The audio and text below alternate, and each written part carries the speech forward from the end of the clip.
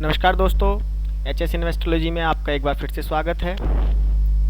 आइए शुरुआत करते हैं आज के पोस्ट मार्केट एनालिसिस की और चेक करते हैं कि किस सेक्टर्स में किस तरीके का बिहेवियर दिखाया है प्राइस एक्शंस ने, और ऑप्शन चेन का भी हम एनालिसिस करेंगे और उसके बाद कुछ कंक्लूजन पर पहुंचने की कोशिश करेंगे। सभी सेक्टर्स को निफ्टी के बाद देखते हैं। शुरुआत करते हैं निफ्टी से। देखिए, निफ्टी में मैंने जो सुबह लेवल्स दिए थे कि यहाँ पे एक सपोर्ट ले चुका है और 17,650 अगर हम ऑप्शन चेन पे चले तो 17,650 का जो पुट साइड राइटिंग थी वो और कॉल साइड राइटिंग बराबर थी। यहाँ पे लगभग 25,000 के आसपास कॉन्ट्रैक्ट थे। अगर आप सुबह वाला एनालिसिस देखेंगे तो यहाँ पे क्लोजिंग आई तो मैंने कहा था सीधा जैसी क्लोजिंग आए तो आपको डायरेक्शन देखनी है, और मार्केट ने अपसाइड का एक मूव दिया।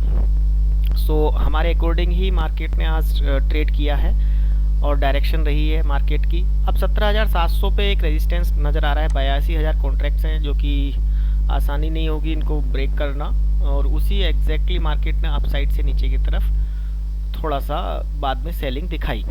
तो अभी जो लग रहा है कि पुट राइटर्स यहाँ पे थोड़े से कमज़ोर नज़र आ रहे हैं और कॉल राइटर्स जो हैं थोड़े से स्ट्रॉन्ग नज़र आ रहे हैं। तो ओवरऑल एक यही 17,600 से लेके 17,800 तक की हम एक रेंज दे सकते हैं इस पर्टिकुलर ऑप्शन चेन की मदद से। और आपको सुबह जब 10 बजे हम मार्केट खुलेगा तो उस समय 10 बजे एक एनालिसिस करेंगे, तो उस समय डायरेक्शन क्या रहती है देखते हैं।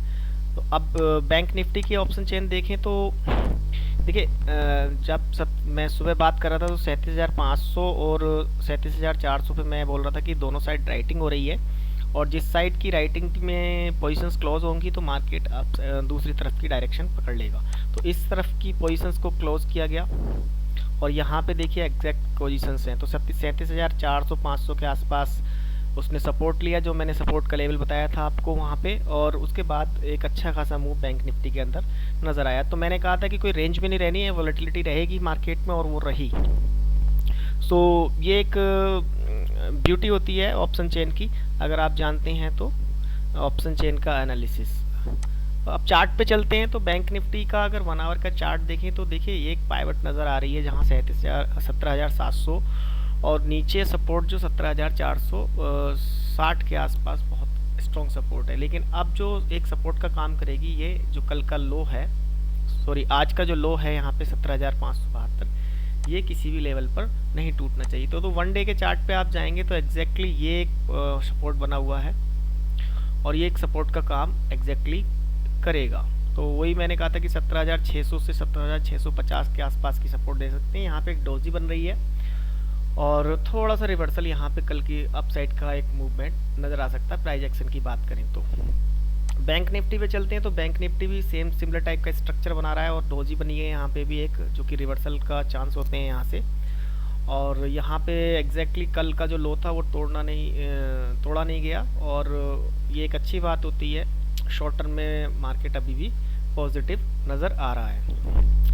रिलायंस में मैंने आपको सुबह बताया था कि सेलिंग आ रही है अपसाइड से, उसके बाद रिलायंस रिकवर नहीं कर पाया, और ये अच्छी बात हुई कि आईटी ने आज जो नीचे की साइड इस जगह एक पाइवट, मैंने पहले ही बताया था कि ये पाइवट है, और यहाँ पे सपोर्ट लिया एग्जैक्टली।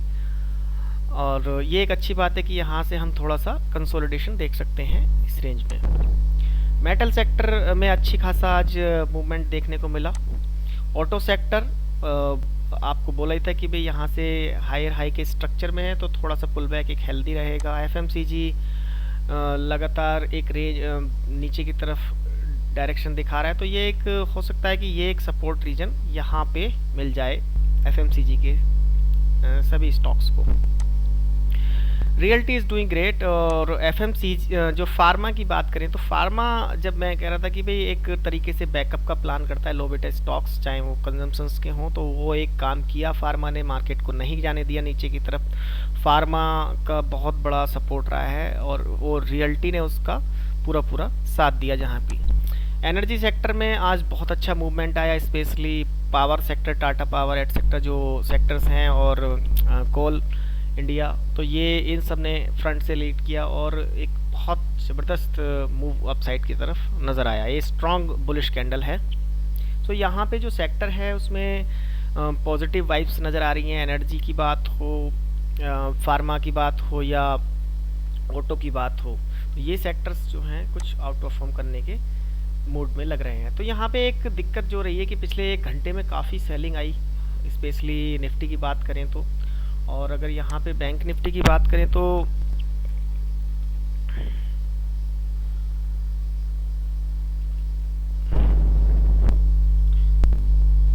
बैंक निफ्टी की बात करें तो वो सेलिंग एक्चुअली बैंक निफ्टी के अंदर है। तो यहाँ पे क्या हो रहा है कि ये 20, 50 और 100 दिन का मूविंग एवरेज लगाया हुआ है। शॉर्ट टर्म में 100 डेज पे एक 1 आवर के चार्ट पे ये सपोर्ट ले रहा है एग्जैक्टली। 2-3 बार इसने सपोर्ट लिया। अगर ये कोशिश करेगा बार में यहाँ पे तोड़ने की तो फिर एक नुकसान नीचे की तरफ हो सकता है बैंक निफ्टी और निफ्टी के अंदर। तो निफ्टी भी सिमिलर टाइप का स्ट्रक्चर दिखा रहा है। तो निफ्टी ज़्यादातर डिपेंड हो रहा है बैंक निफ्टी के ऊपर, इसलिए क्योंकि आईटी सेक्टर उतना अच्छा परफॉर्म नहीं कर पा रहा है। तो यहाँ पे 100 डेज़ के मूविंग एवरेज पे 1 आवर के चार्ट पे इसने सपोर्ट लिया, पहले भी सपोर्ट लिया है। तो थर्ड टाइम जो सपोर्ट लेता है तो अगर बहुत ज़्यादा चांसेस होते हैं कि टूटने के। और जो पिछला लास्ट का 1 आवर है उसमें काफ़ी सेलिंग नज़र आई है। सो मार्केट एक रेंज के अंदर ट्रेड करती हुई नज़र आएगी, जो कि मैंने आपको बताया था कि इस तरीके का स्ट्रक्चर डेवलप हो सकता है अगर मार्केट ने इस हाई को नहीं जल्दी से टेक ओवर किया। तो यहाँ पे हम कंसोलिडेशन देख सकते हैं कुछ समय तक, और थोड़ा सा अपसाइड के इस तरीके का स्ट्रक्चर दिख सकता है हमें, क्योंकि अभी जो RSI है वो नीचे की तरफ है और मार्केट अपसाइड की तरफ जाने की कोशिश कर रहा है। तो ये एक डाइवर्जेंस नेगेटिव बन रहा है। तो यहाँ पे आप कोशिश रहें, अपने प्रॉफिट्स को, अपने जो भी पोर्टफोलियो है उसमें थोड़ा सा आप प्रॉफिट बुक करते चले जाएं। इस लेवल्स पे प्रॉफिट बुकिंग ज़रूरी है। सेक्टर का रोटेशन चल रहा है, तो अगर आप प्रॉफिट बुक करेंगे तो आप एक इंटेलिजेंट इन्वेस्टर कहलाएंगे। Thanks for watching this video. आज के लिए इतना ही था दोस्तों। Thank you very much.